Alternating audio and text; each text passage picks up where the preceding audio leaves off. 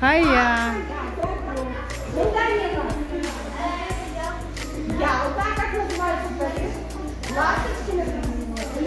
Карлыгачлар ювасы.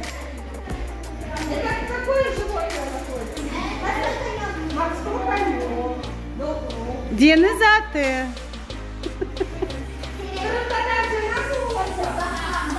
Баха, машалла балаларға. Ханыдан бішлер сорыдылар аблас. Калия, добру. Судақта, добру. Bizim balacıklar her şeyini biliyor.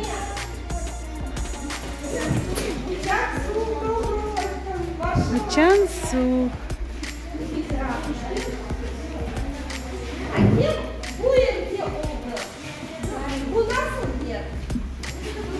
Bu bir kanyon belki yok.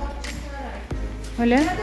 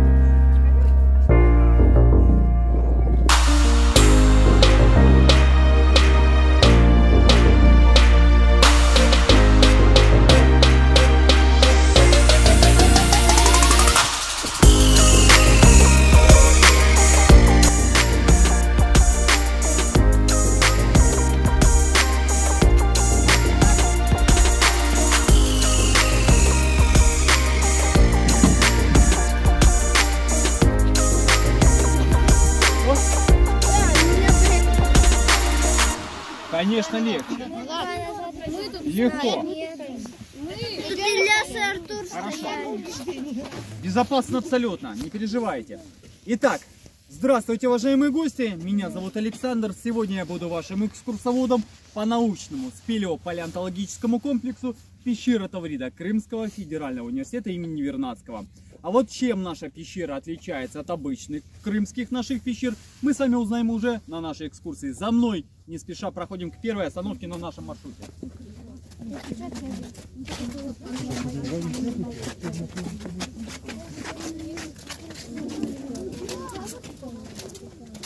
Тихо, давай не разговаривать.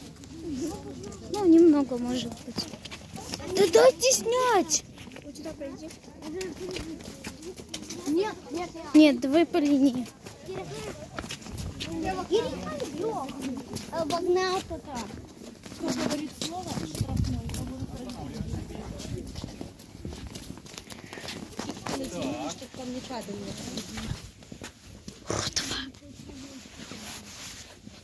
И вот чтобы мы с вами понимали, как происходил процесс формирования нашей пещеры, как она появилась на свет, мы с вами должны вернуться на целых 145 миллионов лет назад. Тогда даже Крым у нас выглядел по-другому, а на Земле еще гуляли в некоторых местах динозавры, но не в нашем Крыму, потому что здесь находился океан.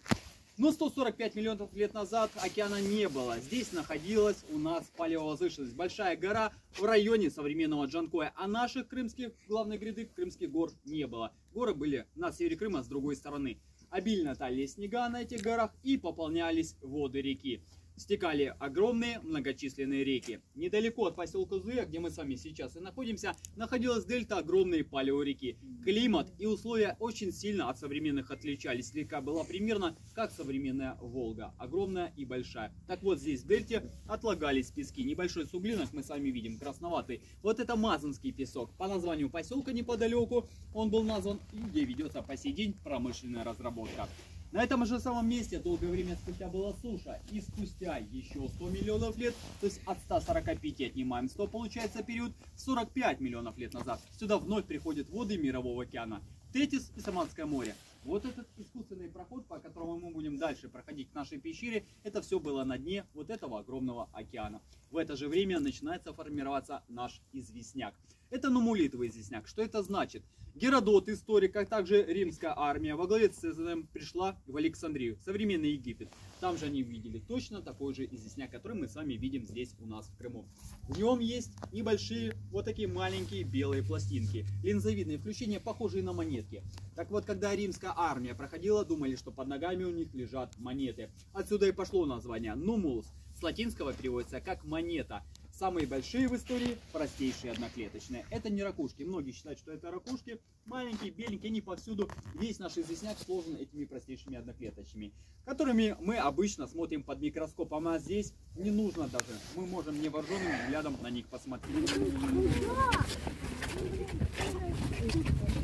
Мы просто группа, да, чтобы мы не отделяли. Спасибо. Не переживай, баллон бахнет,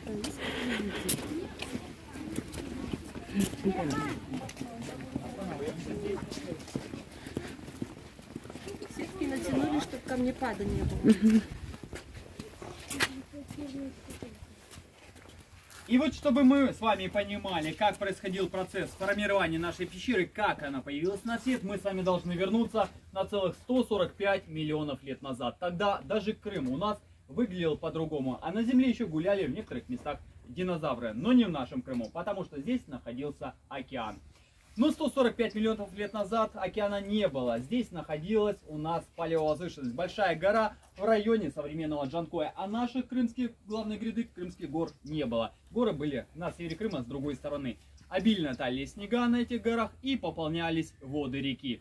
Стекали огромные многочисленные реки. Недалеко от поселка Зуя, где мы с вами сейчас и находимся, находилась дельта огромной палеореки. Климат и условия очень сильно от современных отличались. Река была примерно как современная Волга, огромная и большая. Так вот, здесь в дельте отлагались пески. Небольшой суглинок мы с вами видим, красноватый. Вот это Мазанский песок. По названию поселка неподалеку он был назван, и где ведется по сей день промышленная разработка.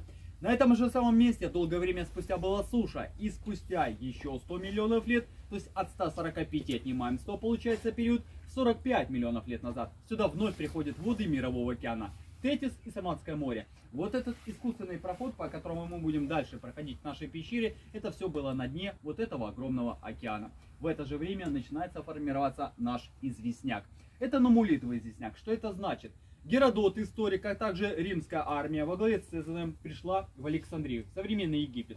Там же они увидели точно такой же известняк, который мы с вами видим здесь у нас в Крыму. В нем есть небольшие, вот такие маленькие белые пластинки, линзовидные включения, похожие на монетки. Так вот, когда римская армия проходила, думали, что под ногами у них лежат монеты. Отсюда и пошло название нумулус. С латинского переводится как монета. Самые большие в истории, простейшие одноклеточные. Это не ракушки. Многие считают, что это ракушки. Маленькие, беленькие, они повсюду. Весь наш известняк сложен этими простейшими одноклеточными, которыми мы обычно смотрим под микроскопом. А здесь не нужно даже. Мы можем невооруженным взглядом на них посмотреть.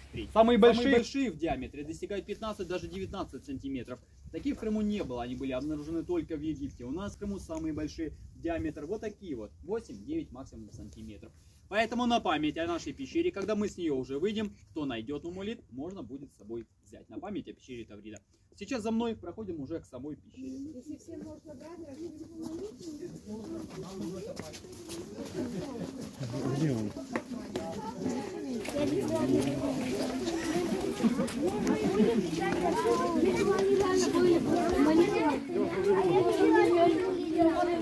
Таврида.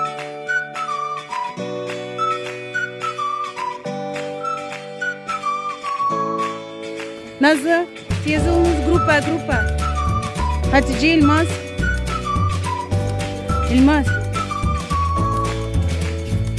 Gerikan, yoldan yürünüz tez. Oge bakınız.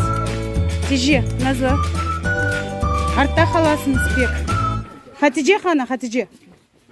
Это это было самое мелководное, то есть, как сказать, как она называется, не устье, а получается банка, вот буквально ближе сюда к нашей пещере, в более глубокое место, а вот где именно Белая скала, там самое мелководье было, то есть практически такая отмель была. И вот именно Белая скала как раз примерно тоже наши известняк, которые здесь, это примерно одно и то же время, 45 миллионов лет назад. Перед нами карта-схема нашего маршрута, и мы с вами видим наш основной маршрут, вот он у нас линейный, то есть вход у нас в одном месте, а выход у нас в другом. Мы с вами движемся только строго в одну сторону, от входа до выхода. И чем ближе будем к естественному выходу, тем ниже будут своды. Внимание, касается это наших взрослых гостей. Чем ближе к выходу, тем будут самые низкие своды. Сама пещера даже здесь видна, она у нас примерно как современные львы. И весили они 300-350 килограмм. Мне кажется, это Внимание! Чуть-чуть потише, ребята. Передвигаться мы с вами будем сегодня по обычной тротуарной плитке. Вот как здесь у нас под ногами, точно такая же плитка у нас повсюду во всей нашей пещере. За ее пределы не заходим, там глина, грязно, а в некоторых местах пока еще и ведутся работы. Об этом я вас буду предупреждать. И все, что находится в пещере, тоже желательно руками не трогать. Особенно костные остатки, которые у нас небольшая витрина находится внутри. Мы поговорим о животных, которых здесь обнаружили. И все это в основном, конечно, органика. Также провода, датчики, все вот это оборудование руками не трогаем. Пройдем полкилометра подземного пространства. По времени нашей экскурсии 45-50 минут. Легкая небольшая прогулка. У нас нет ни одной ступеньки. Примерно в одной плоскости мы с вами продвигаемся. Проходим за мной в первый небольшой зал.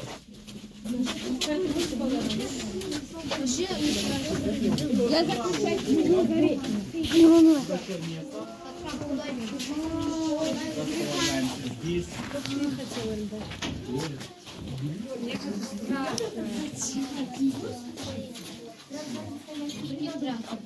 Так, все у нас зашли?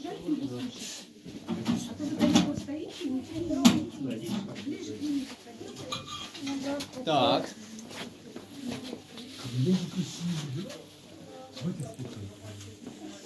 Кто первый раз в пещере? Я. Вообще первый раз. Первая ваша пещера? Нет. Не первая. Хорошо. Нет, Ну что, не будет первая. с чем сравнить. Конечно. Конечно, будет. Итак, первый зал, в котором мы с вами как раз сейчас находимся, это место называется у нас залом географов. Наука, изучающая Землю. Все, что находится в пространстве, все, что находится на Земле, у нас изучает география. Также великие географические события, открытие каких-то новых земель. Так вот, чуть больше 5 лет назад при строительстве нашей дороги, трассы Таврида, случайно обнаружили одну из самых крупных пещер. И самую крупную в предгорном Крыму. Какие мы сами в Крыму пещеры знаем? Кто какие знает? Красная пещера. Мраморная, именно Баир-Хасар и другие. Они у нас находятся на основной крымской гряде, то есть в горах. А мы сами за горами в предгорном Крыму. И вот считалось, что здесь больших, вот таких крупных пещер карстовых именно нет. Но как только обнаружили нашу пещеру Таврида, стало совсем по-другому. Также география. У нас сейчас уже век великих географических событий закончился. Это очень важное, значимое событие для Крыма. Из 9 уже оборудованных крымских пещер в плане освещения мы занимаем лидирующее место. У нас 2 вида освещения лучшего в Крыму среди подобных пещер. Первая тропиночная. Вдоль всего нашего маршрута вот такие небольшие столбики. Если даже вдруг какая-то авария, каждый второй фонарь у нас будет работать, и мы сможем продолжать примерно на 3 часа. Нам хватит этого аварийного освещения. Второе освещение у нас находится вот в таких небольших полостях прямо внутри нашей пещеры, повсюду. Это архитектурно либо художественно. Очень красиво, эстетично, придает визуальный объем пещеры. К тому же, куда свет от именно этого освещения попадает на стену нашей пещеры, там не образуется у нас мох. Небольшие зеленые вот здесь покрытия и прямо над вами есть. Это уже современный мох. Для поверхности известняка это достаточно плохо, микроклимат не повлияет, но известняк разрушается. У нас большая влажность, также в некоторых местах даже растут грибы. Ну, в принципе, с этим надо как-то, конечно, бороться.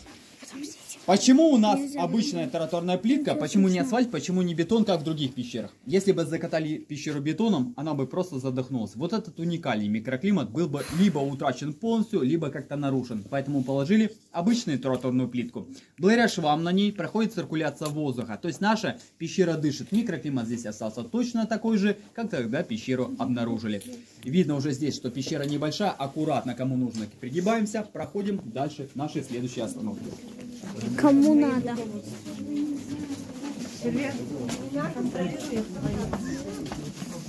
Почему сервер? Всем нужно наклоняться.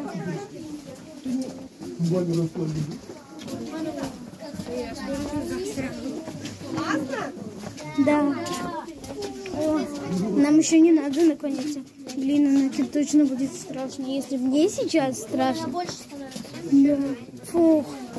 Она как бы испугалась сначала и потом вот так, прикинь. Ползать там надо с ребенком. Я специально свет поставила. Так. А, там есть проход. О, там дырка. Там дырка. Я бы туда захотела полезть куда-то. Вот эти дырки. Блин, интересно, что внутри этих дырок? Смотри, там тоже какой-то вход. Говорят, что в пещерах есть какие-то статуи, похожие на какие-то статуэтки. Я уже видела, помнишь? Дворец, 3 этих. Бе, ты меня испугала.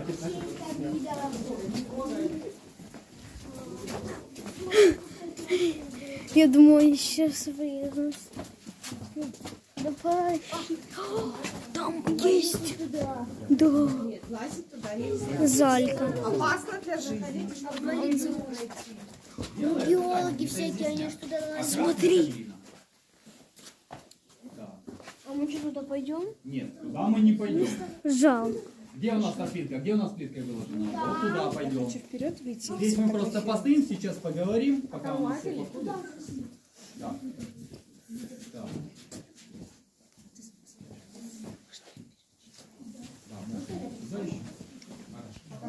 Подземное пространство наши пещеры прошли. Глаза немного к полумраку должны были привыкнуть, а также сложиться первое впечатление о нашей пещере. Так вот, самый главный вопрос, который мы задаем всем своим гостям первый. Что, кто заметил, чего у нас в пещере не хватает? Над головой. Сталактитов, сталагмитов, сталагнатов, да.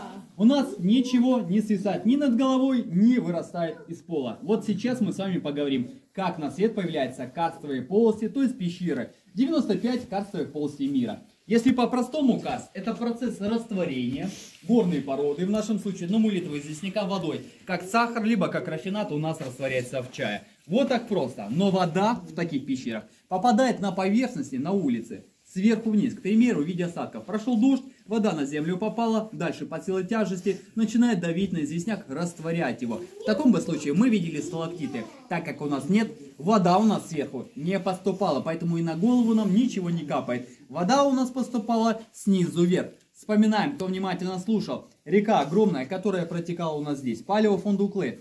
Часть этой реки, огромное русло, уходит под землю, то есть формируется новое, уже подземное русло. Под слоем нашей пещеры, под слоем известняка, под слоем мазанского песка формируются артезианские источники. Вот это уже напорные воды, то есть как гейзер. Они прокладывают себе путь на поверхность в том числе. Там, где они растворяли нашу пещеру, мы с вами вместо сталактитов видим вот такие вот купола.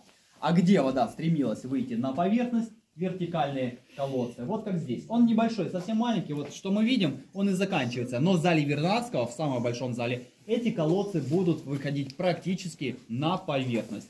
А если на протяжении всего нашего маршрута, вот как здесь, к примеру, посмотрим в любую сторону, где-то меньше проходы, где-то вот как здесь, буквально несколько метров, но есть такие улицы, целые даже коридоры на несколько десятков, а то и даже сотен метров. Нашу пещеру можно назвать огромным подземным городом, в котором мы пройдем только по главной улице этого города. Это и есть наш маршрут на сегодня.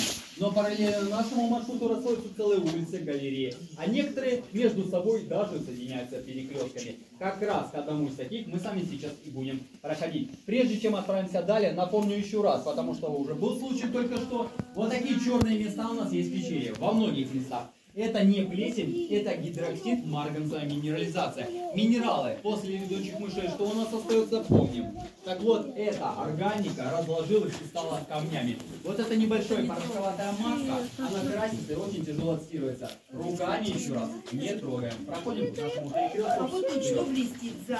Вы следите, вот... Это кальций, карбонат кальция.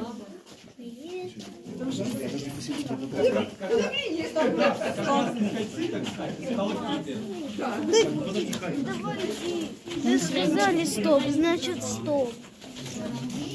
Так.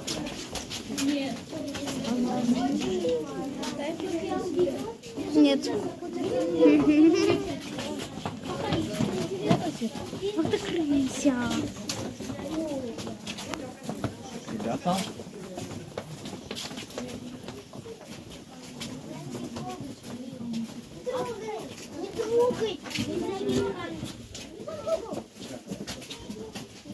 Девочки, я должна вас записать.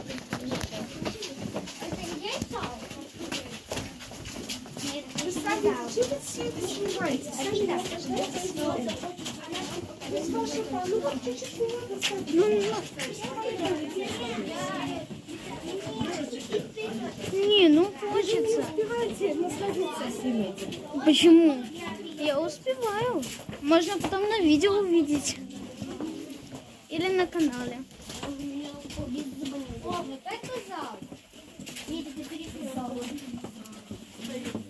Пока мы здесь собираемся, подождем всех. Пока можно сделать фотографии. А Вот ну здесь мы давайте, видим. встаньте все. Вот все очень красивый вид у нас здесь. Встаньте все. В две стороны. Выключите все свои фонари. Так, продолжим. И вот здесь мы с вами видим наш основной маршрут, к которому мы чуть позже вернемся. Линейный, который как раз сформировала та самая русло реки, по которому мы с вами в буквальном смысле сейчас идем. Русло древней огромной реки. Как только мы с вами пройдем по небольшому перекрестку, увидим точно такой же параллельный нашему перекрестку еще один проход. Это и есть зал Вернадского и путь просвещения. Примерно проход 100-150 метров. Но об этом немножко попозже. Сейчас мы с вами поговорим о самой главной особенности в нашей пещере. Температура в подземной полости. В обычных пещерах, кто как думает, сколько это? 13 это много. 13 это у нас обычно не выше 9-10. 5, 7, 9, максимум 10 градусов. А вот мы являемся самой теплой крымской пещерой. Ужасно холодно. Холодно, а у нас теплее. Правильно? Да. Вот у нас 13-14 градусов в любое время года, и зимой, и летом. Статичная температура. На самом деле это температурная аномалия. У нас должно быть гораздо холоднее. По правилу, которое без исключения в любой пещере работает, температура внутри пещеры должна равняться и не быть выше среднегодовой температуры, которая находится на поверхности, где полость располагается. Для поселка Зуи, возле которого мы с вами как раз и находимся, среднегодовая температура 10, максимум 11 градусов. Вот такая температура и у нас должна быть. А у нас 13-14. Разница, казалось бы, незначительная, всего 2-3 градуса, но играет она важную роль. Почему? Не достигается точка росы, поэтому не скапливается, не образуется конденсат, и на голову нам ничего не капает, разве что только в некоторых местах. Вот как здесь, к примеру, перед перекрестком, здесь чуть дальше, в некоторых местах локально. Это уже современный конденсат, то есть появился он, когда пещеру только открыли. Ребят, чуть пониже фонарики, пожалуйста. Но в целом пещера выглядит относительно сухой. Влажность у нас очень даже высокая, 99 с небольшим даже хвостиком, 99,3. Практически 100% влажность. Мы ее дышим, то есть она у нас концентрируется в воздухе, а после оседает на стенах нашей пещеры, в том числе и на плитке, то есть на полу. Заметили? Ноги прилипают? Нет. Кто-то да, кто-то нет. Будут прилипать. Есть мыши и крысы? Нет. Сейчас в пещере никто не живет. И вот чем ближе мы будем к выходу, тем больше вот это будет разница чувствоваться. Ноги будут даже скользить в некоторых местах, особенно там, где глина упала и прилипла. Вот в таких местах как раз эта влажность и чувствуется. Но в целом пещера практически выглядит, по крайней мере, как сухая. Помимо того, что нам на голову ничего не капает, на голову и ничего не упадет. Перед нами пример обвального зала. Таких в пещере несколько, примерно 5-6 обвальных залов. Вот эти огромные глыбы из известняка упали 1,5-4 миллиона лет назад. Абсолютно при других условиях. Когда отсюда ушли напорные воды, то есть дельта нашей реки, русло этой реки, отсюда уходят воды. Вот эти огромные глыбы, как губка, впитали в себя столько влаги и воды, что под своим же собственным весом просто и обрушились вниз. Поэтому все, что могло упасть, оно уже давно упало. Что могло в наше современное время упасть, расшатали и уронили уже наши современные рабочие. Если не воздействовать на породу известняка перфоратором, киркой, торпуаровым, любым инструментом, ничего на голову нам и не свалится. Практически пещера, можно сказать, ну не на 100%, это, конечно, природный объект, но на более безопасно, чем даже другие наши крымские пещеры. Впоследствии сильнейшего крымского ялтинского землетрясения 1927 года у нас в пещере так и не обнаружили. Это уже немного говорит о стабильности внутри нашей полости. Сейчас мы с вами разворачиваемся и напротив, прямо на стенку смотрим. Здесь виден четко выраженный красноватый слой глины, чуть выше пола. Вот это тот уровень пола, который здесь был, когда пещеру только обнаружили. Она была еще гораздо меньше. Поэтому, когда разрабатывали уже экскурсионный маршрут в таких местах, как здесь, этот пол пришлось занизить, чтобы в полный рост мы с вами в пещере могли находиться. Вот эту всю лишнюю глину отсюда вывозили, причем вручную, лопатами, тачками, и вывезли отсюда в целом 500 КАМАЗов глины. Работало 3 бригады, подсмена, 24/7. Поработала одна бригада, ушла, и тут же на ее место заступала другая. Вот таким образом работали целых 2 года, с момента обнаружения пещеры в 2018 году до 2020. Огромная проделанная работа. Сейчас мы с вами проходим самый большой зал, где даже уровень глины, вывозимой отсюда, был гораздо больше. Проходим за мной в зал Вернадского. Сюда. Блин, что тут сюда? Сейчас я пройдем в зал просто. Залик. У нас тут зал есть.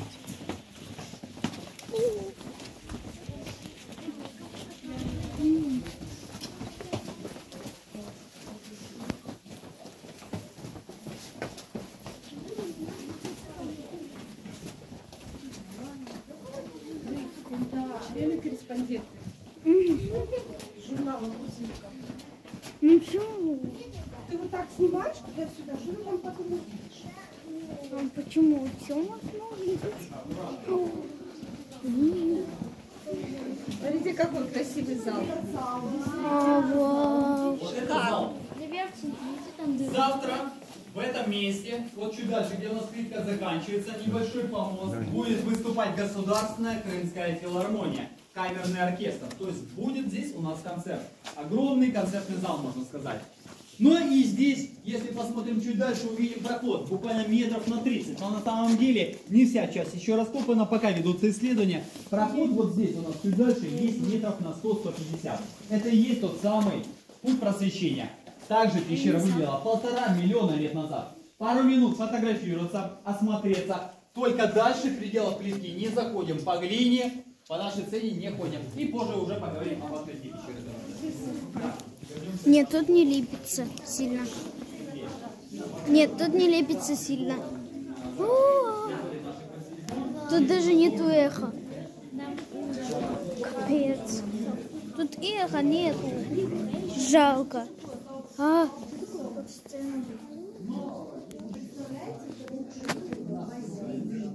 Вот сюда? Вот сюда, что ли, увозили?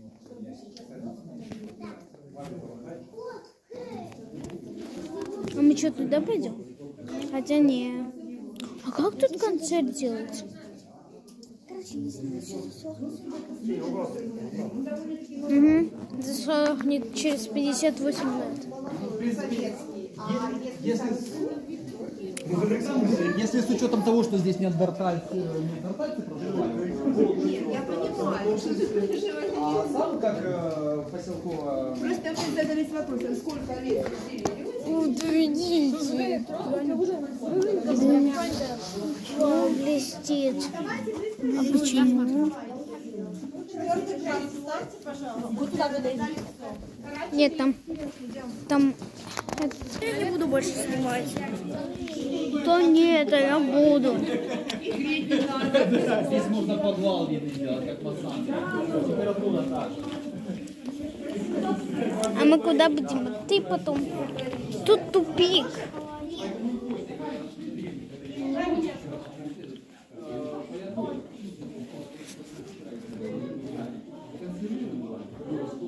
Да, кстати, не лежу.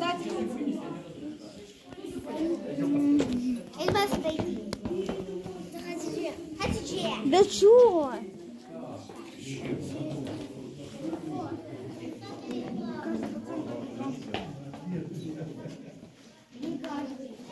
А дальше омой. Жалко то, что дальше омой. А, туда? Эльмас.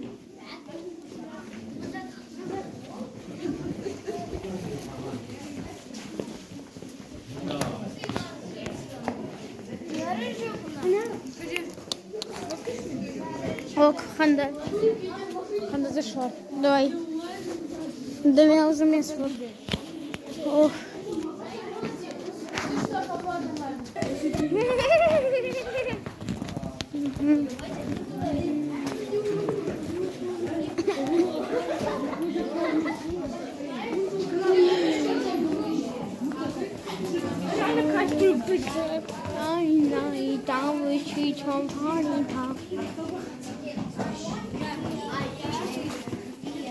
Древние люди прятались вот в таких местах.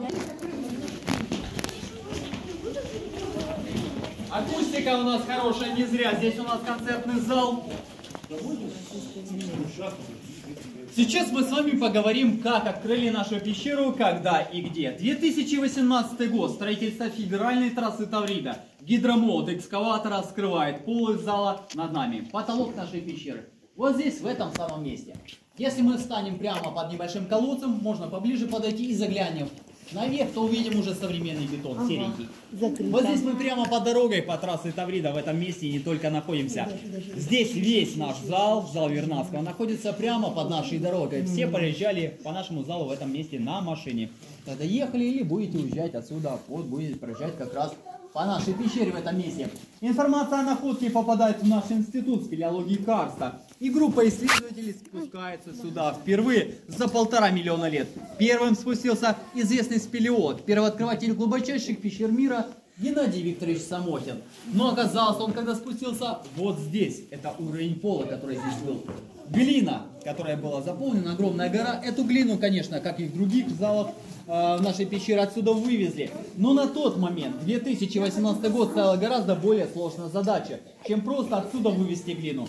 Строительство дороги в этом участке проходило прямо по нашей пещере. А нужно было и дорогу построить, и нашу пещеру сохранить. Поэтому сделали временную дорогу, объездную небольшую, чуть дальше, несколько метров.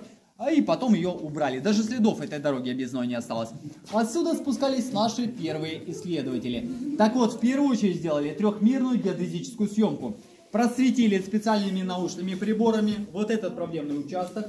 Узнали, где находятся плотные, твердые, монолитные слои известняка, а где сама пещера. И уже на основании съемки было предложено решение нашими строителями, инженерами компании ВАТ, те самые, которые строят нашу трассу Таврида. Решение состояло из монолитной бетонной плиты.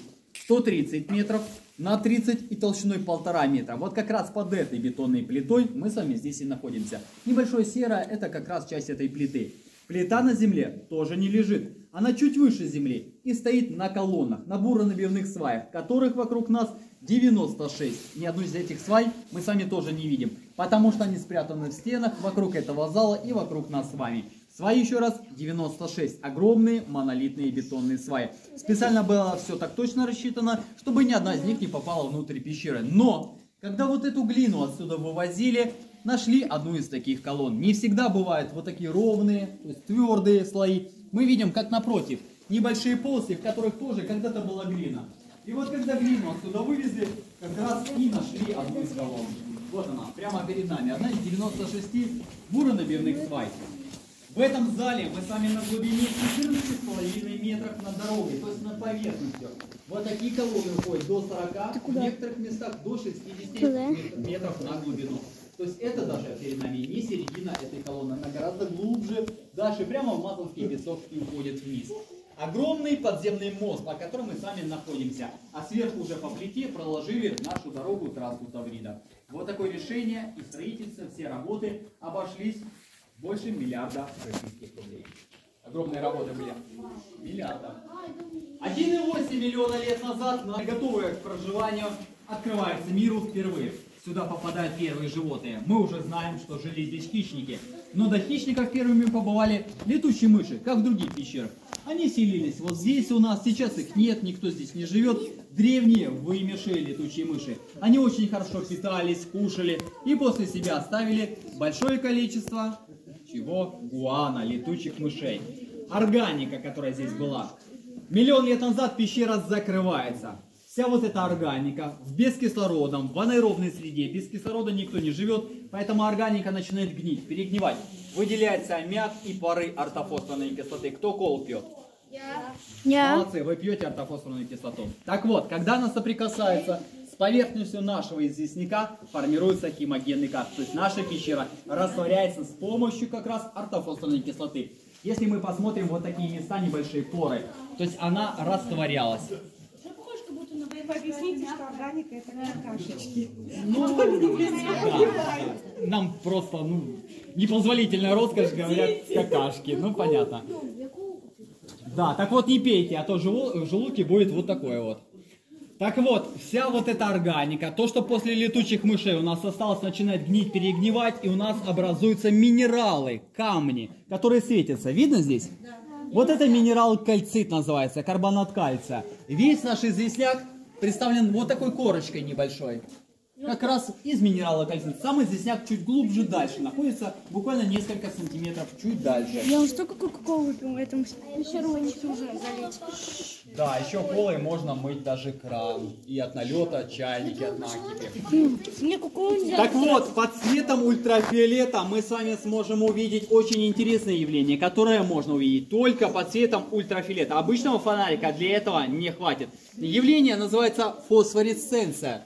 Излучение поглощенного спектра. А еще это так Вы не слушаете и не понимаете. аварийные. Вы не слушаете и не понимаете, о чем говорят. Слушаем внимательно. Ну, сейчас пофотографирую сначала. Итак, кто знает, как работают очки сварщика? Сначала свет поглощается, потом длительная задержка. То есть мы проводим, свет не сразу исчезает. Остается след, правильно? И потом мы видим остаточный свет. И вот везде, в любом месте, где бы мы ни посветили, вот здесь, в любом месте, можно даже перейти. Давайте аккуратно. Свет едет для глаз, ультрафиолетовый. И вот здесь мы с вами увидим точно такой же эффект. Вот так в 17 веке думали, что светится только фосфор. На самом деле, вся вот эта органика, она у нас влияет на свет ультрафиолета. Можно написать, к примеру, Крым. Вот таким образом. Только под светом ультрафиолета и в любом месте, на любой стене в нашей пещере. Вот такое интересное свойство. Это еще не все. Есть похожее на фосфоресценцию уникальное явление, которое есть только в нашей пещере. Оно называется флуоресценция. Мы его с вами увидим спустя буквально несколько минут. Но сейчас проходим вот сюда, в этот угол. И мы с вами увидим трассу Таврида.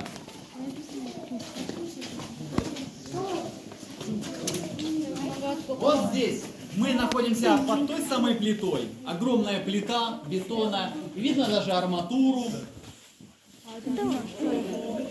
Это тот самый подземный мозг. А сверху над нами уже трасса Таврида в этом месте. Минимальное соприкосновение с трассой Таврида. Над нами только 1,5 метра бетона, подсыпка, подложка и уже асфальт. Ну кто-нибудь звуки, машины, сигналы слышал? Над нами грузовики, автобусы, машины проезжают, никто не слышал. Да, шумо и звукоизоляция. Вот эти вот все поры, они работают как ловушки для звука. Поэтому звук до нас просто не доходит, он поглощается гораздо раньше. Эхо у нас нет, если покричать, никакого эха нет. Вот это свойство нашей пещеры. Итак, сейчас за мной возвращаемся уже к нашему перекрестку.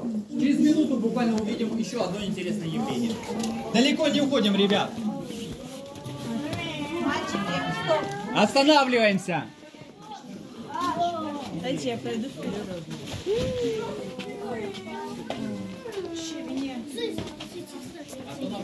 А это там червяк какой.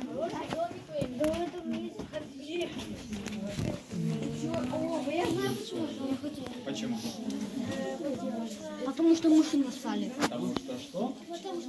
Говори, говори. Потому что мыши нассали. Ладно. Ладно, хорошо, ну мы поняли. Да, это то, что оставили после себя летучие мыши. Вот именно та самая органика, которая осталась. Вот здесь она есть у нас, вот здесь небольшие коричневатые места. Это тоже вот те самые пары, которые поднимались наверх и оседали на потолке нашей пещеры. Но при свете обычного фонарика мы с вами ничего не увидим, поэтому он нам не нужен, мы его выключаем. Самое интересное приходит при свете ультрафиолетового фонарика. Красиво? Вот это флуоресценция, континенты, верно, страны. Кому что напоминает? Все лишь чтобы Тоже похоже. А вот здесь? Или Евразия. Это лучше будет видно. Верно. Рядом вот здесь Польша, Италия без каблучка. Я понял, что... Глобус наоборот, как мы его называем. Да, вот такие интересные явления. Вот здесь вот такие места у нас подсвечиваются. И даже вот эти, но немножко меньше. Они тоже у нас реагируют на свет ультрафиолета. Такие места есть только у нас в пещере. И встречаются они также абсолютно повсюду. Вот здесь и так дальше. То есть уже задержки нет, как было до этого. Куда мы светим, туда и свет. Моментально поглощается и тут же обратно возвращается к нам. Вот это и называется флуоресценция. Все это благодаря летучим мышам. Итак, сейчас мы с вами возвращаемся уже к нашему перекрестку, поговорим о хищниках и о животных, которые у нас здесь жили. Проходим дальше. Жили где? Вот тут? Вот тут? Вот тут? Вот тут? Вот тут? Вот тут? Вот тут? Вот тут. Идеальное местечко, просто камни убрать. Нет, и вот тут. Можно прятки даже поиграть. Сейчас я не сдать, ему не сдастся. Бабка камень, бабка камень. Реально можно в прятки поиграть. Ой, или вот тут, кстати. Или во. Или во. Но это очень маленький. О, самое идеальное местечко. Беги, самое идеальное место спрятаться. Браслет. Браслетик. Мне памяти уже почти нет. Сейчас мы узнаем, кто жил, а кто не совсем жил. Так, пока рассмотрите. Да. Страус гигантский. Все эти животные у нас внизу на парковке есть. При въезде на нашу пещеру внизу есть. Здесь и травоядные, и хищники. Так, все, Да, но я видел. Итак. Конечно, обязательно. Как угодно. Хищники у нас только отдельно на выходе. Как только выйдем из пещеры, будут хищники. Итак, дальнейшая часть нашей пещеры от перекрестка, который мы с вами только что прошли, до самого выхода, так называемый звериный ход, по которому сюда попадали наши хищники. Потому что в нашей пещере жили только хищники. Поэтому в первую очередь мы о них и поговорим. Саблезубые коты, гомотерии, примерно как современные львы. Они были по своим размерам и весили 300-350 килограмм. Это самый опасный хищник, который обитал тогда, в то время.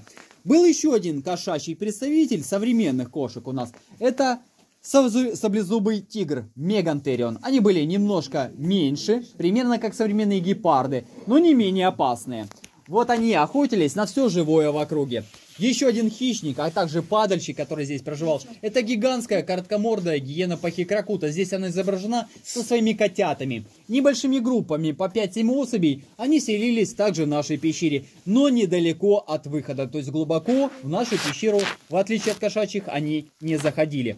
На протяжении всего звериного хода, 200-250 метров нашего маршрута, найдено 500 килограммов материала, костей, которых, как вы думаете, сюда съели? Кого они охотились? Вот, к примеру, южный слон. Вот, сцена охоты есть. Да, сейчас мы о них тоже поговорим. Южный слон. Масса современного индийского слона 3,5, максимум 4 тонны. А вот южный слон весил у нас 12, в 3 раза больше слоненок. Дальше гигантские верблюды, еще безгорбые. Древние бизоны, древние быки. А вот здесь гигантский страус пахиструтио, 3,5-4 метра в высоту, при массе тела в 400-450 килограмм. Человек вот так бы выглядел по сравнению с этим страусом. Вот здесь у нас элосматерий, предок всех современных носорогов. Современные носороги весят 700-800 килограмм, а элосматерий весил целых 4 тонны. Огромная груда мяса. А внизу предки современных лошадей — это лошади стенона, вымерший вид лошадей. Очень много конечностей, передних лап, задних, было обнаружено здесь в нашей пещере. Ни одного целого скелета обнаружено не было. То есть как они сюда попадали? В виде корма. Вышел наш хищник, поохотился, сам покушал, а то, что легко утащить, задние ноги, бедренные, самые мясистые части, они притаскивали сюда своим котятам. Именно так попадали сюда все остальные. Только хищники, еще раз, жили у нас в пещере. Также на Крым надвигается похолодание в скором времени. В массовое вымирание, одно из массовых на нашей планете, начинается. Также вымирает большинство кошачьих видов, саблезубых. Некоторые сохраняются. Те, кто выжил, смещаются в регионы с еще более теплым климатом, уходят южнее отсюда. И на смену им сюда приходят и трусский медведь, и трусский волк, лисы, куницы, барсуки и дикобразы. А вместо теплолюбивого южного слона сюда уже приходят шерстистые мамонты. Но пещера в этот момент времени была закрыта, то есть мамонты жили у нас на поверхности. В пещере мамонтов у нас обнаружено не было. И вот дальше мы поговорим, как наших животных нашли, и поговорим о работе наших палеонтологов. Чем ближе к выходу, тем будет еще и прохладнее становиться. Очень аккуратно, будет сколько мне практически.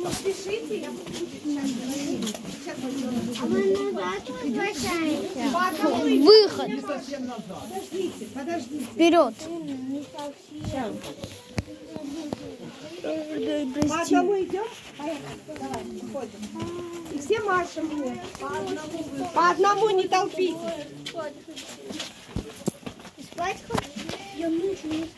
А ничего то, чтобы 2 часа тут будем почти. Стоп! Эмиль Назар!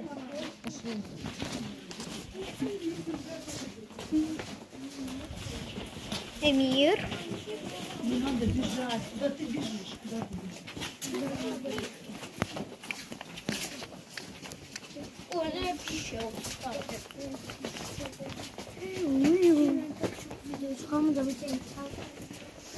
Блин, май. Так.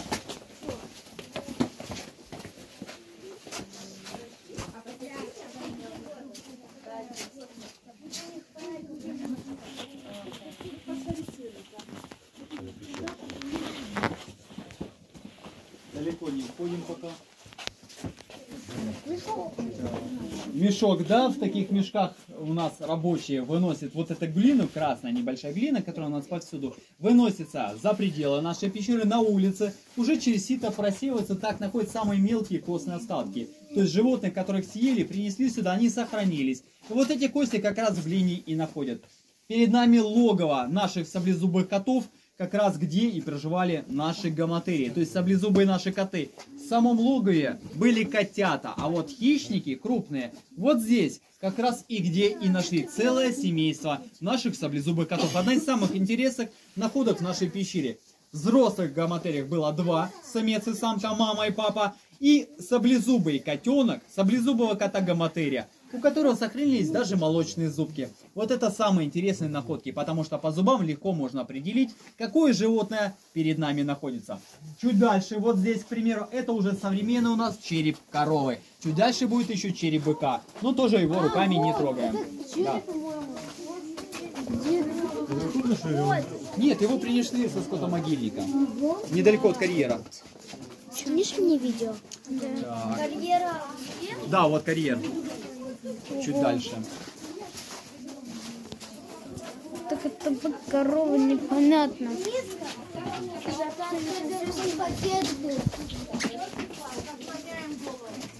О, обойти можно. Им же всем интересно оттуда. Эльмасаур, ты не наклонись.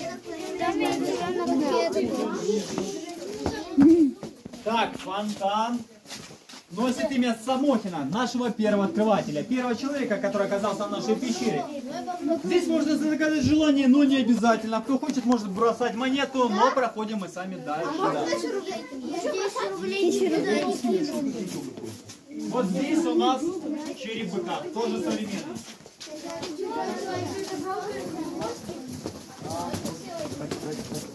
А аккуратно, не споткнись.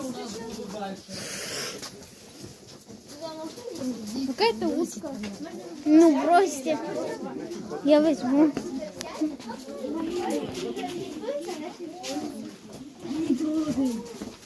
Смотрите, какие узкие проходы пошли. Это же какашки такие. Когда 1515 год. Посмотри под ноги, глина. Куча глины. А посмотри вот сюда. 15-10. Прилипает. Идемте, вот стали. 1510. Вот телярка даже есть. 2000? 1510. А. Да не можно. Услышала 2000.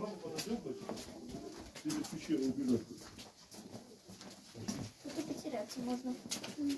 А вот Хотите, пошли туда, там нет.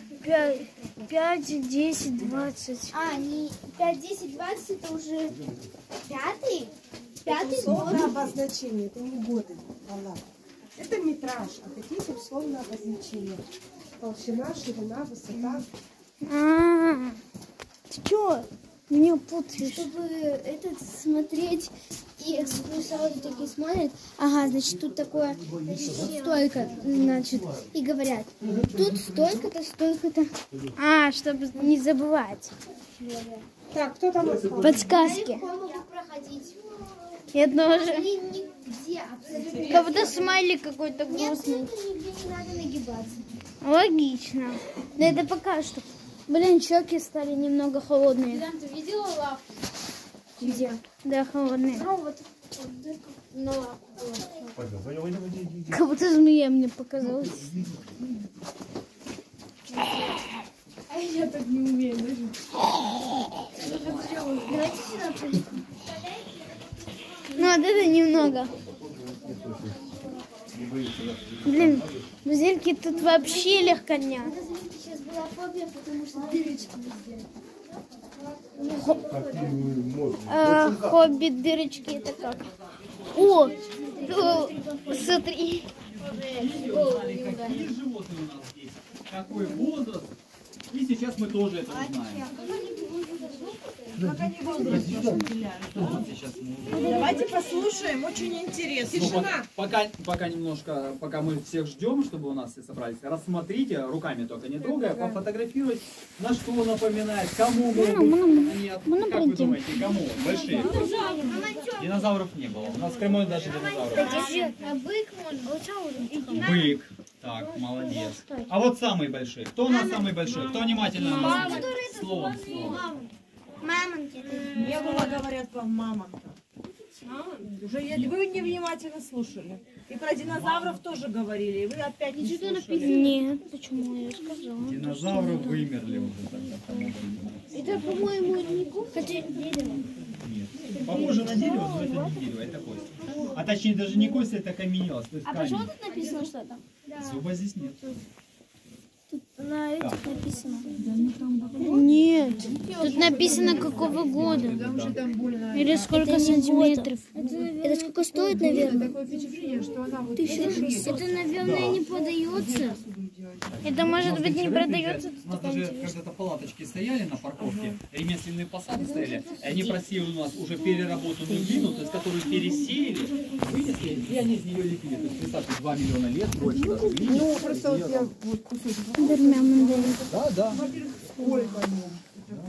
У нас даже ученые приезжали, просили вот отсюда. Ну, сейчас узнаем, что это такое. Так, чуть-чуть, буквально полшага назад, чтобы и всем было видно. Всем интересно послушать. У нас небольшая костная витрина, то есть то, что нашли у нас здесь в пещере, только небольшая часть. Всего в пещере нашли 500 килограммов.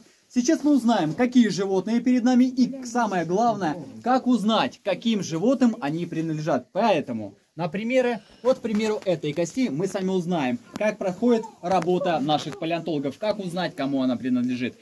Вот когда-то это была часть ноги животного, которое бегало, радовало жизни на поверхности, а потом его съели. Откусили ногу. Вот, к примеру, здесь мы видим, что кость повреждена, она не целая. Видно трещина? Да. Всем видно трещина. Вот это след от клыка саблезубого кота. То есть он огромной пастью, с огромной силой сдавил, и кость под давлением просто лопнула, трещина. То есть кость уже поврежденная, была принесена сюда в пещеру. Но нас интересует, только связующая, соединительная, жировая, суставная, те связки, которые находятся вот как раз в таких местах. Вот в этом месте нашими экспертами берется небольшая часть, под микроскопом исследуется, изучается и выделяется ДНК. ДНК сравнивается уже с известными нашими животными. Так узнается вид, семейство, подвид, ну и так далее. А какое животное перед нами? А вот теперь представьте, мы уже знаем, что ногу откусили, принесли сюда. К примеру, своим котятам саблезубый тигр принес. Окончательно мясо объели котята, где-то кость дополнительно зубами поцарапали, уже покалечили. Дальше, после всех возможных сюда уже хищников, приходили падальщики. Наша гиена. После всех падальщиков, и в том числе хищников, приходили еще и дикобразы. Дикобразы были как современные, это дикобраз Виноградова. Они ничем от современных не отличались, а были гигантские. Называется этот вымерший вид дикобразов Хасрис рифоса. 45 килограмм весил такой дикобраз, огромные иголки, нужно было как-то отрастить. Из растительной пищи, на которой они обычно питались, на поверхности кальций в таком количестве не получить. Поэтому они со входа, с улицы заползают прямо в логово к нашим хищникам и своими зубами, как стамеской, проходятся по кости, снимая верхний костный слой. И вот таким образом мы видим небольшие царапины. Видно? Да. Вот это следы зубов тех самых дикобразов, которые пополняли кальций в своем организме вот таким вот путем. И вот так выглядят, как у меня в руках, все кости пещеры Таврида. Но здесь еще у нас есть места, где можно взять анализ. Вот, к примеру, здесь сверху. А вот здесь нет таких мест. Поэтому большинство таких костей просто не поддаются анализу. К примеру, возьмем вот эту кость. Что с нее можно взять? Ничего. Это ранний плейстоцен 1,5, 1,8, почти 2 миллиона лет. От костей никакого материала не осталось, поэтому можно только лишь теоретически сказать, кому они относятся. Их отнесли к древним быкам. Древние бизоны и древние быки, вот это небольшие груды, но в принципе это может быть и не так. Но что мы знаем точно? Как? Нет, человеческих нет. Тогда проживал у нас Homo erectus, человек прямоходящий. Это была большая обезьяна. То есть на человека еще далеко она не походила. Они не всегда ходили даже на двух ногах и обитали в основном в джунглях. А у нас саванна, редколесье, пустыни практически. Не тот климат, а еще и хищники, которые в любой момент могли съесть. Кого мы знаем точно и наверняка? Большая самая кость, вот эта, и большая груда рядом. Это большая берцовая, то есть задняя нога нашего южного слона. Самого большого. Но это не взрослый особь, а слоненок-подросток, то есть маленький. Рядышком вот это фрагмент ступни, пяточная кость, только пяточка того же самого слона. Рядом черные, они выделяются на фоне других, вот эти, вот это черные, в том числе и у меня, которые были в руках, а также вот это фрагмент позвонка. Это элос материи, то есть древний носорог, который весил 4 тонны. И, как я уже сказал, вот эти части, возможно, ошибочные, но принадлежат, пока их определили, к древним быкам. Немножко в сторону. И вот здесь мы видим точно такие же фрагменты древних таких же быков. И вот здесь тоже...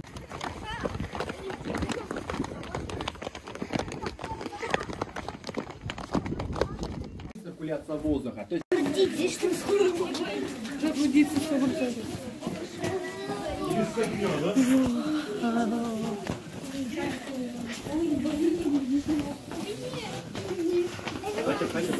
Что?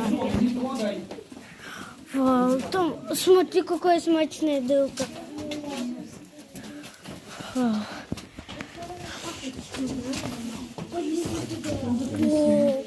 Что?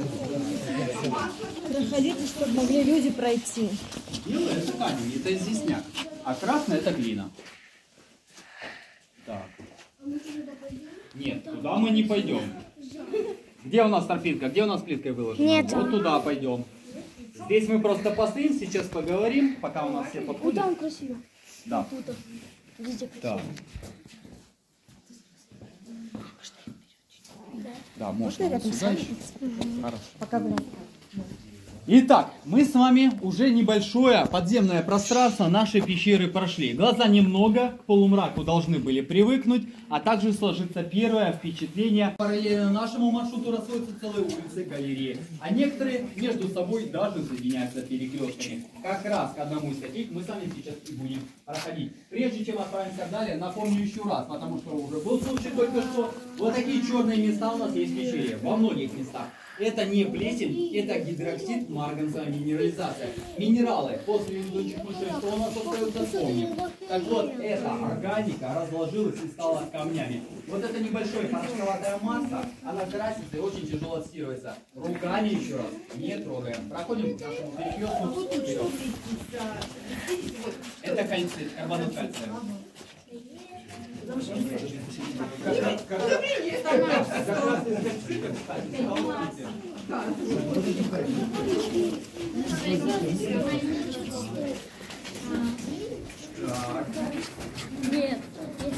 Очень нравится. Когда нам лекцию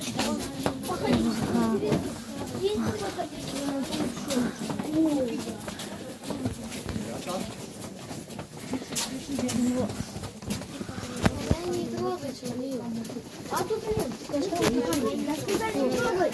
Не трогать. Ребята, Вау. немножко в стороночку. Это яйца?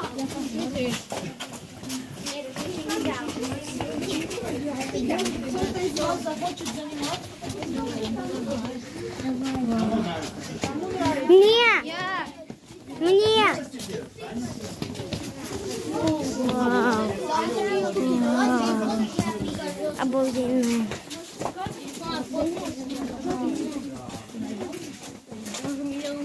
Вау. Так, будем говорить. Пока мы здесь собираемся, подождем всех. Пока можно сделать фотографии. Вот здесь мы видим. Вот очень красивый вид у нас. Давайте вот так возле меня. Повернулись для Здесь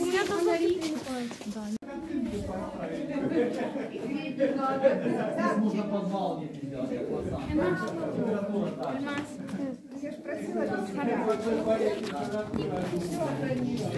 Меньше хватит.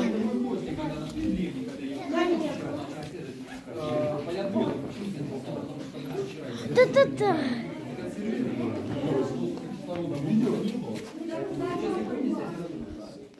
Rüzgarlık pişiyorlar.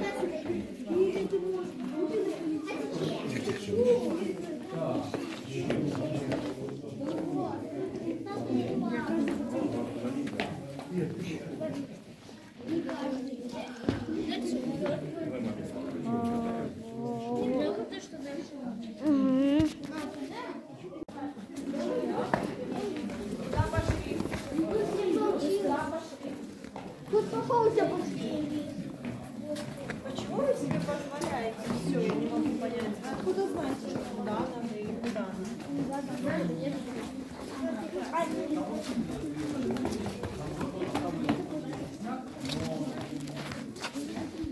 Он более слоями идет, то есть там каждый слой чем ниже, здесь ровнее. У нас примерно один и тот же. Вот если засека, он один и тот же. А там чем ниже, тем древнее. Ну там видно, что они разные. Телефон. Казахстан. Даже я не буду, я убрал телефон. Убрал.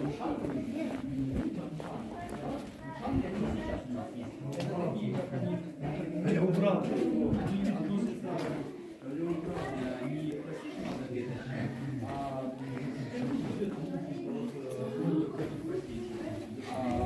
Они отмирают,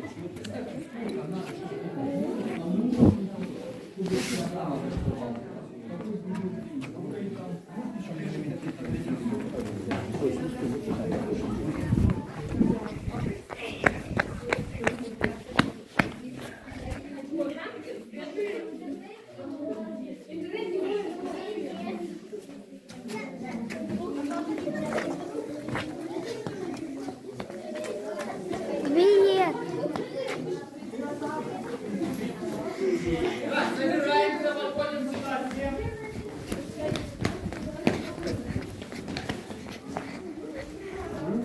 Акустика у нас хорошая, не зря. Здесь у нас концертный зал.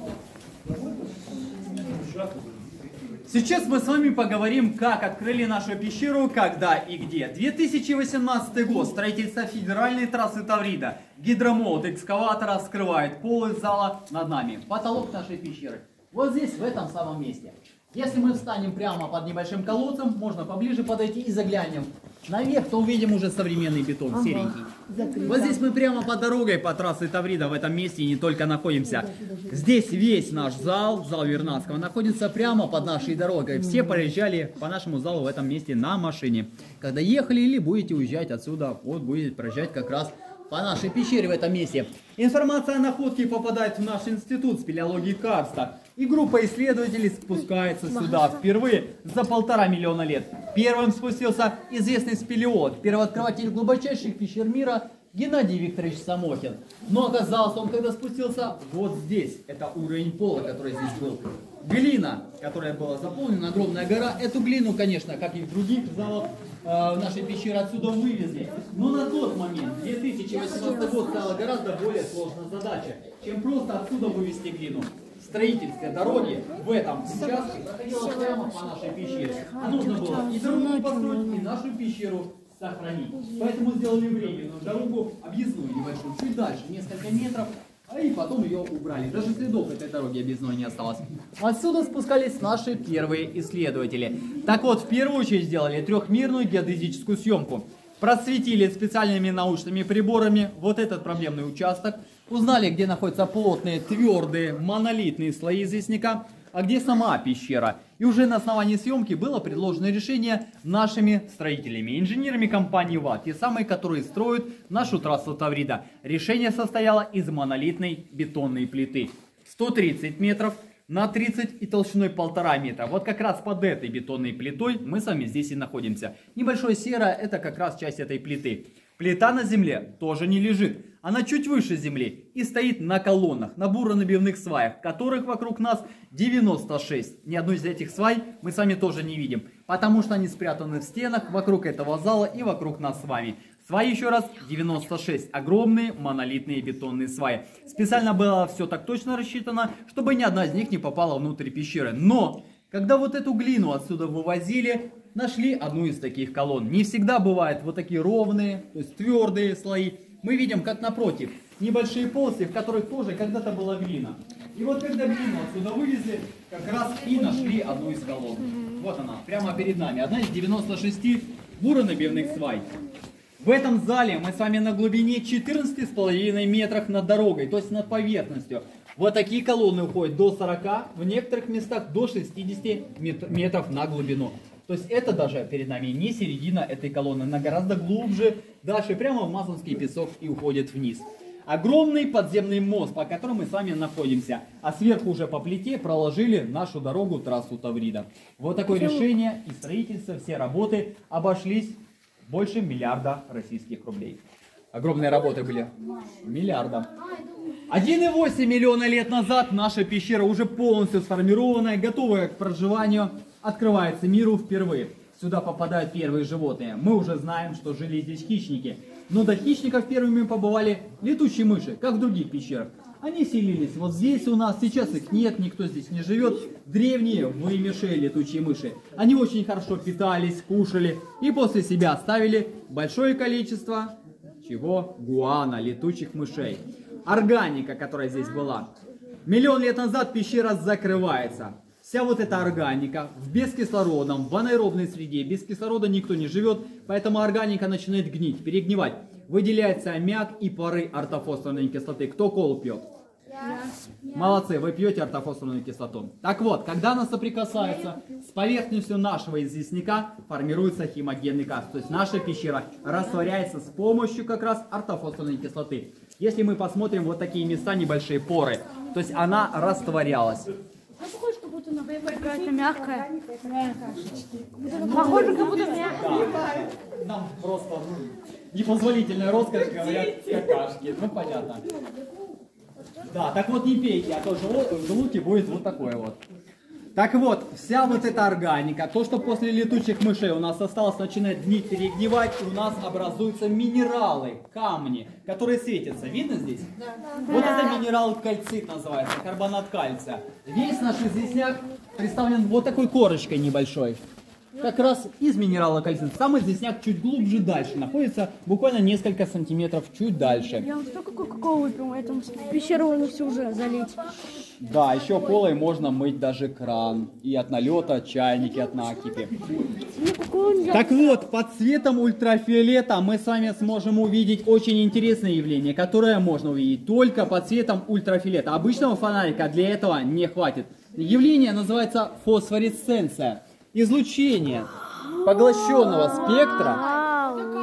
А еще это так есть эти аварийные... Понимаете. Аварийные... Вы не слушаете и не понимаете, о чем говорят. Слушаем внимательно. Ну, сейчас пофотографирую сначала. Итак, кто знает, как работают очки сварщика? Сначала свет поглощается, потом длительная задержка. То есть мы проводим, свет не сразу исчезает. Остается след, правильно? И потом мы видим остаточный свет. И вот везде, в любом месте, где бы мы ни посветили, вот здесь, в любом месте, можно даже перейти. Давайте аккуратно. Свет виден для глаз, ультрафиолетовый. И вот здесь мы с вами увидим точно такой же эффект. Вот так в 17 веке думали, что светится только фосфор. На самом деле, вся вот эта органика, она у нас влияет на свет ультрафиолета. Можно написать, к примеру, Крым. Вот таким образом. Только под светом ультрафиолета и в любом месте, на любой стене в нашей пещере. Вот такое интересное свойство. Это еще не все. Есть похожее на фосфоресценцию уникальное явление, которое есть только в нашей пещере. Оно называется флуоресценция. Мы его с вами увидим спустя буквально несколько минут. Но сейчас проходим вот сюда, в этот угол. И мы с вами увидим трассу Таврида.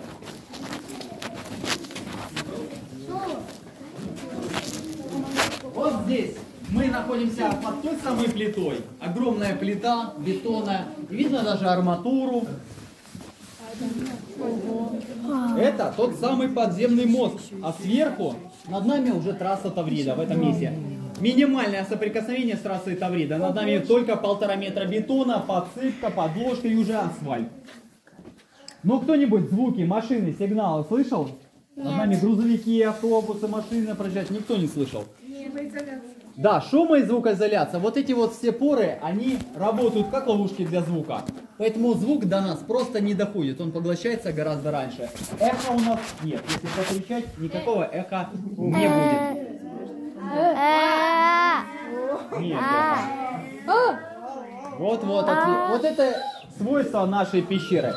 Итак, сейчас за мной возвращаемся уже к нашему перекрестку. Через минуту буквально увидим еще одно интересное явление. Далеко не уходим, ребят. Останавливаемся. Вау.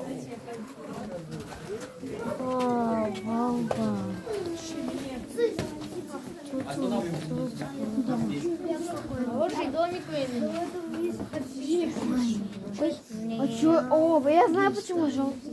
Почему? Потому что мыши не стали. Потому что что? Потому что Говори. Потому что мыши не стали. Ладно, хорошо, но мы поняли. Да, это то, что оставили после себя летучие мыши. Вот именно та самая органика, которая осталась. Вот здесь она есть у нас. Вот здесь небольшие коричневатые места. Это тоже вот те самые пары, которые поднимались наверх и оседали на потолке нашей пещеры.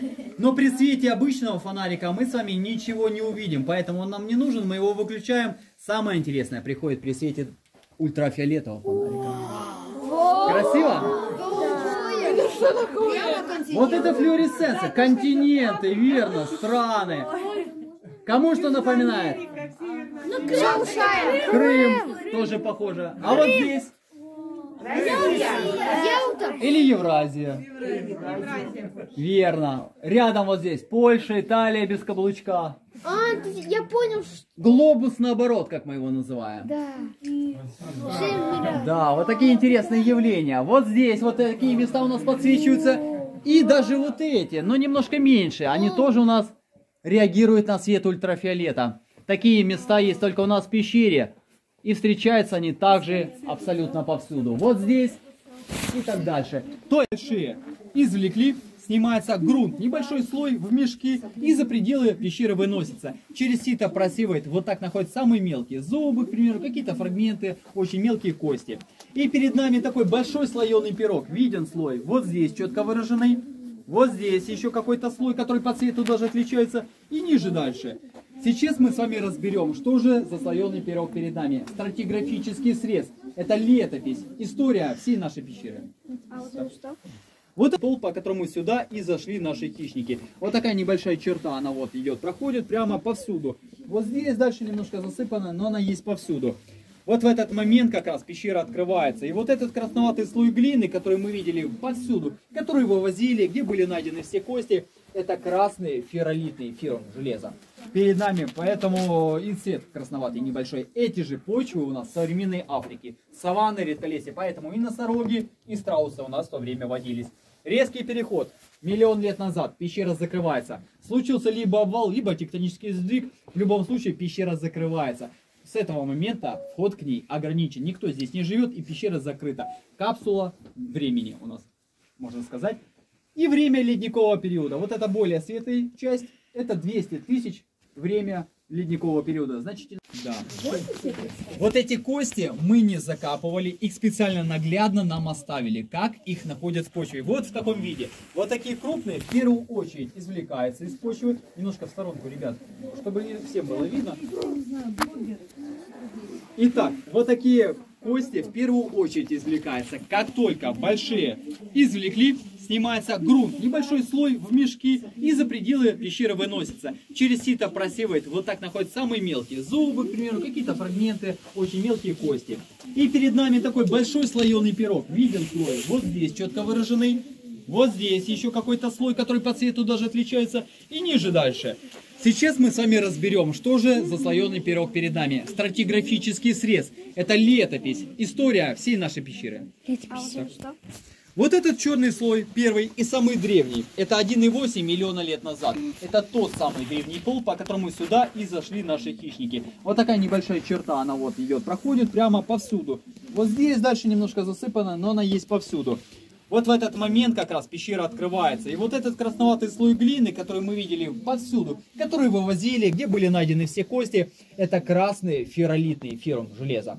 Перед нами, поэтому и цвет красноватый небольшой. Эти же почвы у нас в современной Африке. Саванны, редколесье, поэтому и носороги, и страусы у нас в то время водились. Резкий переход. Миллион лет назад пещера закрывается. Случился либо обвал, либо тектонический сдвиг. В любом случае пещера закрывается. С этого момента вход к ней ограничен. Никто здесь не живет, и пещера закрыта. Капсула времени у нас, можно сказать. И время ледникового периода. Вот это более светлая часть. Это 200 тысяч время ледникового периода. Значительное похолодание. Как такового ледника в Крыму не было, а вот значительное похолодание все-таки, конечно, было. И самый верхний слой, кто как думает у нас, что на даче мы часто видим? Чернозем, верно. Это начало нашей самой последней, самой современной эпохи, начало Голоценовой, Голоцена, 11-12 тысяч лет назад. И попал он сюда уже с поверхности, по расщелинам, по трещинам, дождями замывало его сюда и заносило. Только здесь слой 12 тысяч лет, а вот здесь от пола 1,8 и миллион лет, 800 тысяч лет. Представьте, какой слой.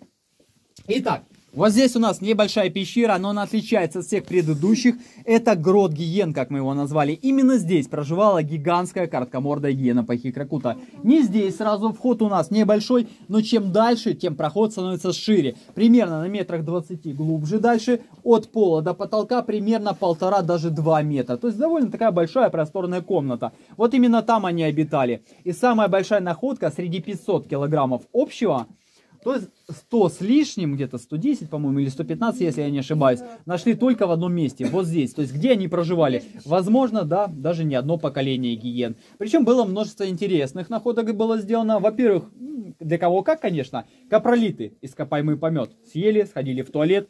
2 мешка капролитов было обнаружено, но в другом месте. Жили они здесь, а гадили абсолютно в другом месте, при выходе. Где мы с вами сейчас как раз и проходим. К выходу проходим. Чистоплотные, да. А еще за своими стариками заботливо относились. Подкармливали. Не только детей, но и стариков. Перед входом. Вот смотри. Сквознячок чувствуете? Да. Сквозняк есть. Смотри, смотри, где была земля раньше. Вот. А реально мы вот здесь ходим, то земля была... Где там лопата? Вот да, они же работают. Лопата. Сломанная лопата. Такой лопаткой ничего вкопаешь? Да, листочками мотыляют.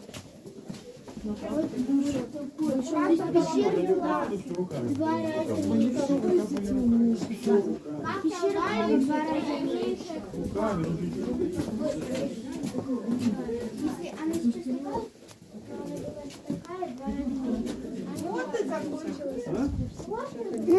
Блин. Ну почти.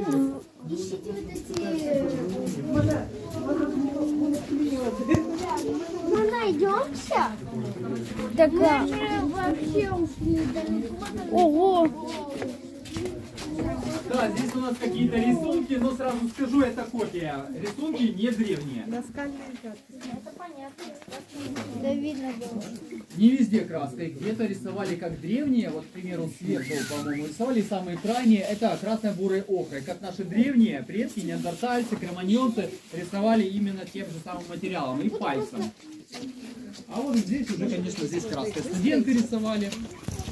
Да ладно, уходим. На минуточку буквально, и потом пойдем искать мамулю. Итак, мы с вами из пещеры вышли, но пещера на этом у нас не заканчивается. Мы видим, что вот здесь пещера у нас продолжается. Примерно на метров 30 есть еще проход. Сделано было очень много интересных открытий. Нашли несколько видов, которые обнаружены не то, что в нашем Крыму не были. Нелюдимый.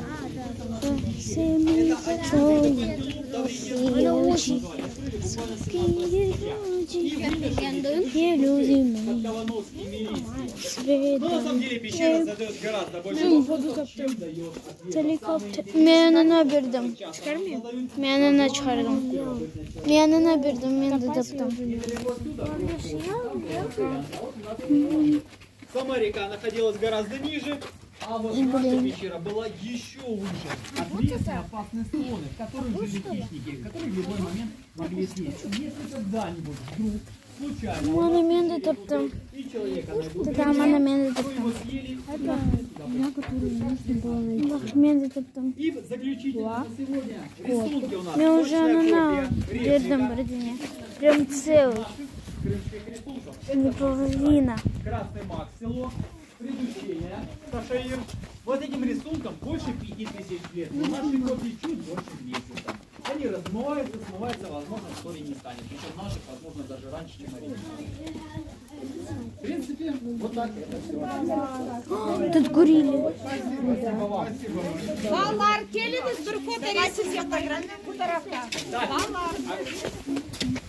Да, это пишет Мулита, да.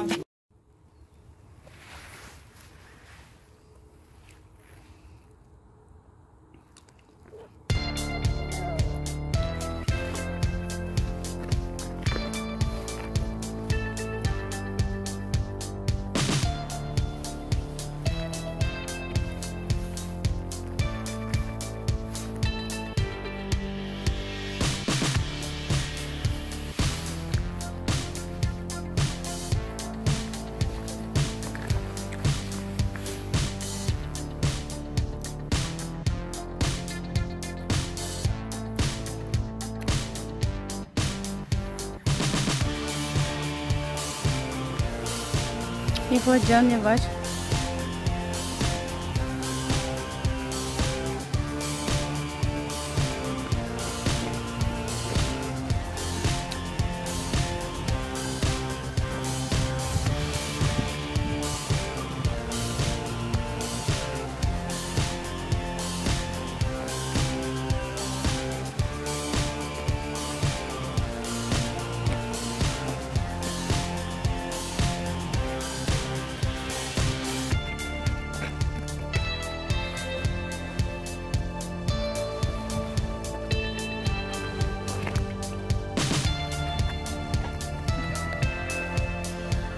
Гузель.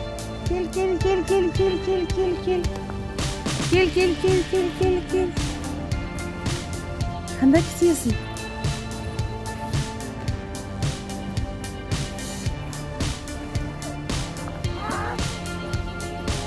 Yavaş yıkladın.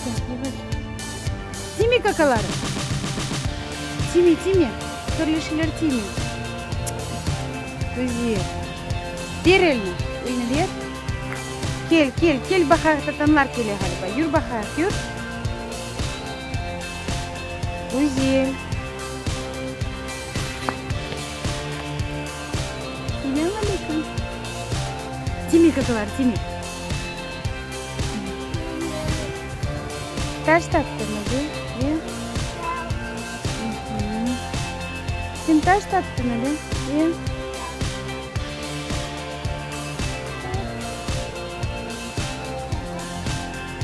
Kana tata?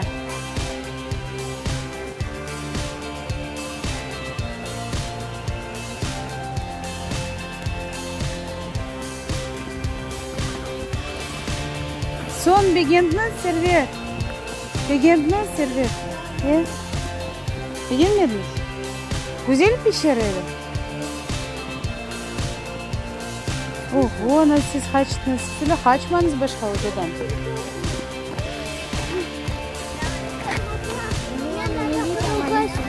Ayak yok ha? Çünkü sırmağında şımbırda haç kılıyorsun.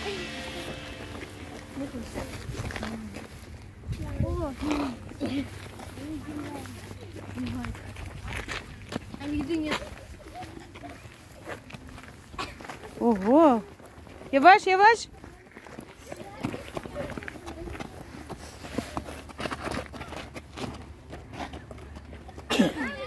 Ne çapasın? Sen beğendiniz Hatice? Tuvalet kadar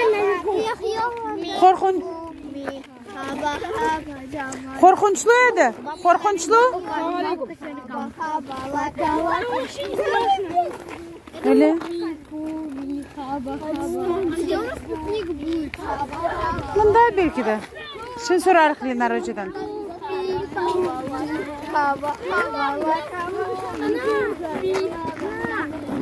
Şöyle taptık amuleti.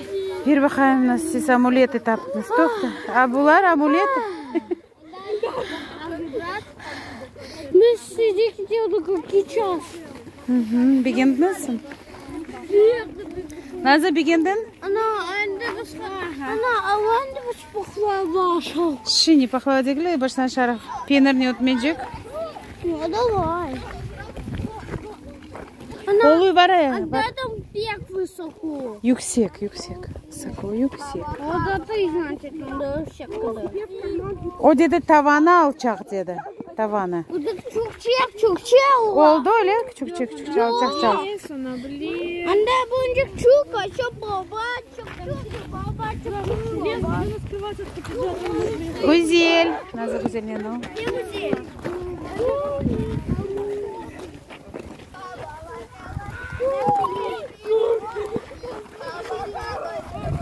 Yavaş. Gerikan çekmesiye doğru değil Emine.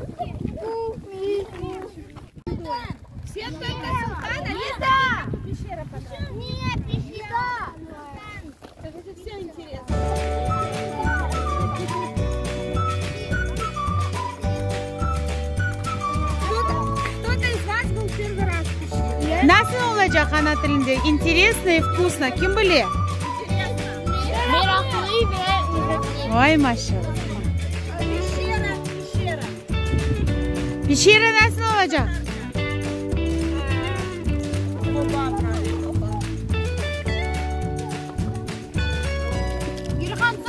Аж tatlı